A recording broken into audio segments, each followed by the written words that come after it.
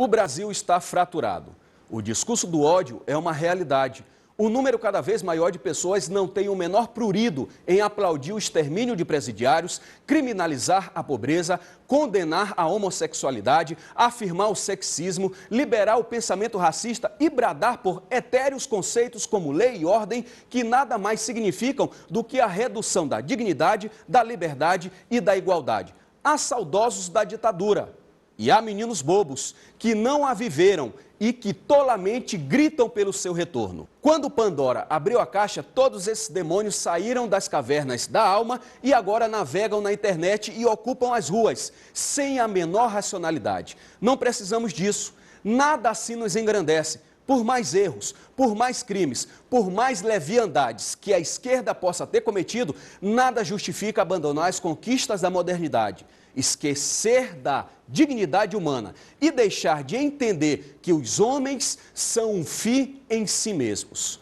Precisamos de um Supremo Tribunal Federal que esteja acima do efeito manada, que se oponha ao discurso do ódio, que esteja para além do retrocesso social, que seja tolerante com as diferenças e que tenha a grandeza de perceber o mundo em que vivemos. Não podemos retroagir ao ponto de confundir direito com moral, misturar religião com decisão judicial e esquecermos que mais lágrimas foram derramadas por preces atendidas do que por preces rejeitadas. Necessitamos de um jurista que tenha um conteúdo que a corte exige. Alguém de conhecimento bastante para não chegar ao tribunal tão somente pela porta da burocracia. Necessitamos de alguém maduro e equilibrado, que não esteja de braços dados com as prévias condenações midiáticas. Que não confundam o papel do juiz com o do herói do desenho animado, pois chega de convivermos com Batman e Superman na vida cotidiana. Alguém que também não esteja disposto a fazer letra morta de um processo e de uma investigação que colocaram o país no caminho certo do combate à corrupção. Não precisamos de um algoz das nossas poucas virtudes. Muitos desejam, mas poucos possuem o equilíbrio, o conhecimento, a independência, a tolerância e a altivez do último ocupante da cadeira. Teoria fará falta. Oxalá o indicado reduza o mais possível a inevitável saudade. Bom, eu resolvi usar o texto do desembargador federal, professor e escritor Ney Belo, que é daqui do Maranhão, por entender que ele representa um sentimento que está em todo brasileiro mais esclarecido. Mas, afinal, o que o povo sabe ou pensa do STF, do Executivo e do Legislativo? A repórter Vanessa Oliveira foi procurar. Veja na reportagem.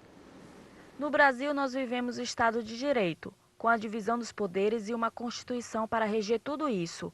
Um Estado de Direito deve ser entendido como um Estado no qual os poderes públicos são regulados por normas e por leis. A divisão dos poderes pela Constituição é feita entre o Poder Executivo, o Poder Legislativo e o Poder Judiciário, cada qual com sua função na organização da sociedade. Ao Poder Executivo, cabe a administração do Estado, a movimentação dos serviços e da máquina pública. O Poder Legislativo cria, faz a discussão e aprovação das leis, conforme a necessidade da sociedade por ele representada. E, por final, ao Poder Judiciário cabe o julgamento dos conflitos, agindo de forma imparcial, pautado pela obrigatoriedade do cumprimento das leis. O órgão mais alto do Poder Judiciário é o Supremo Tribunal Federal e também o mais comentado nos últimos dias. Os componentes deles são chamados de ministros. Mas será que o povo sabe o que é o STF e o que os seus ministros fazem? O senhor sabe o que é o STF? Também não sei não. Supremo Tribunal Federal? Também não. E os ministros que estão lá, o senhor sabe quem são? Também não. Nem o que fazem? Nem o que fazem. Ele julga as causas que os juízes federais não conseguem resolver, mandam para lá para o Supremo. É a Suprema Corte do país. Sim, é o Supremo Tribunal Federal, né? Eles estão ali para julgar, acho que é o cargo mais alto, né, do Poder Judiciário, né, do país, não é isso? Bom, apesar de nós termos várias informações na mídia, tanto escrita quanto televisionada, O povo ainda se confunde em entender o que é o STF, o que o ministro faz, a diferença do ministro de Estado para o ministro do Supremo. E eu estou aqui no debate jurídico com dois amigos, é o doutor Joabson Júnior, obrigado, doutor, pela presença, e o doutor Ronaldo Ribeiro, que vai compor junto conosco esse momento de discussão. Doutor Ronaldo, a gente pode observar que ainda existe uma certa dúvida quanto o que é o STF, o que o ministro faz. A minha primeira pergunta ao senhor é o seguinte: quais são os requisitos para se chegar ao STF como ministro? O que é necessário que a pessoa tenha, os requisitos realmente taxativos que tem na Constituição?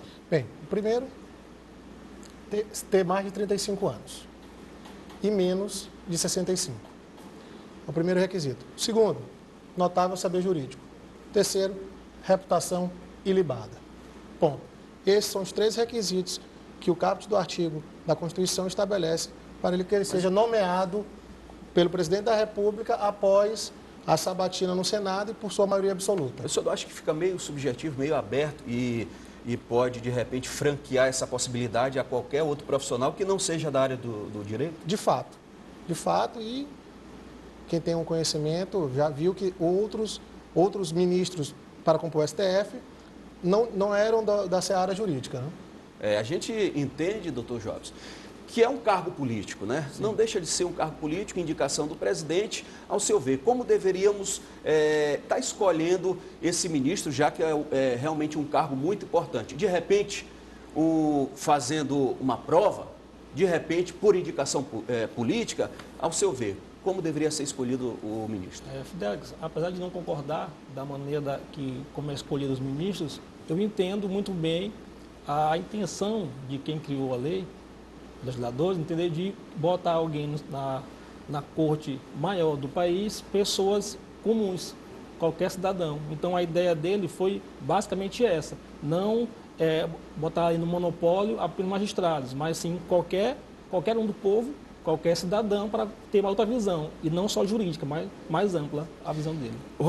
Doutor Ronaldo, nós fazemos prova para promotor, para juiz, e de repente para o ministro não poderia também ir nessa via? Como o colega falou, acho que a intenção do legislador foi exatamente isso, colocar aquele cidadão que vai julgar, né, os problemas maiores da sociedade, do Brasil, né, aquele de notável saber jurídico e de reputação ilibada. Porque, veja bem, a pessoa que faz a prova pode ter ou não ter a reputação ilibada. Entendi. Já vai de encontro. Já vai de encontro. Né? 35 anos, por que estabeleceram uma idade? Eu acho que exatamente como o cidadão com maior conhecimento de vivência, porque o STF ele julga exatamente isso, coisas que vai influenciar no teu cotidiano, na tua vida. Acho que o Jobs ele foi bem feliz nessa situação. Jobs, para chegar até o STF, o que já veio acontecendo anteriormente? Quando uma situação, um caso chega até o STF? No caso da competência do STF na Constituição, são situações que vão de encontro à Constituição. Essa é a premissa básica de como chegar ao STF, né, que é através, muitos dos casos, do recurso extraordinário, que são aqueles que chegam até o STF e lá são decididas que, em alguns casos, tem repercussão geral e que em todos os tribunais, logicamente, abaixo dele, terão que cumprir. Bom, estamos aqui participando do debate jurídico do programa Justiça em Ação. A sua participação é importante através do nosso e-mail que você está vendo na tela, programa justiçaemação@gmail.com, e também através das nossas redes sociais, através da fanpage do programa e também do nosso Instagram. Você pode mandar sua pergunta, tirar sua dúvida e com certeza estaremos lendo aqui no programa. Doutor Jobson, o que é que o senhor acha da entrada de um ministro tão novo como foi o Dias Toffoli? Nós temos que avaliar aí 2 situações, a parte legal, né, e a parte moral. Dias Toffoli, ao ser indicado pelo STF, ele preenchia todos os requisitos. Assim como poderia ser ele, poderia ser outro a compor a Corte Suprema do Brasil. Mas na parte moral, por ele ter uma ligação partidária com o que ele indicou, eu entendo que não seria viável, e moralmente falando, a indicação dele na época. Doutor Ronaldo, a questão do Alexandre de Moraes não é semelhante ao que o doutor Jobs falou? Fidelis, você é da seara jurídica também, estudante de direito, sabe muito bem que com certeza já deve ter estudado os livros de Alexandre de Moraes, assim como eu já estudei, o doutor Joab já estudou. Reputação ilibada, fato.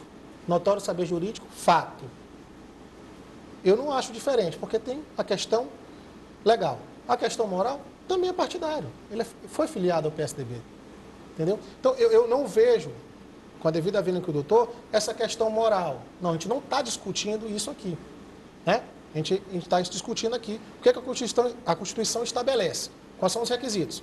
Como ele falou, preencheu, não vejo. Aí vai ao Senado, com a sua sabatina, ver se realmente ele preenche esses requisitos constitucionalmente previstos.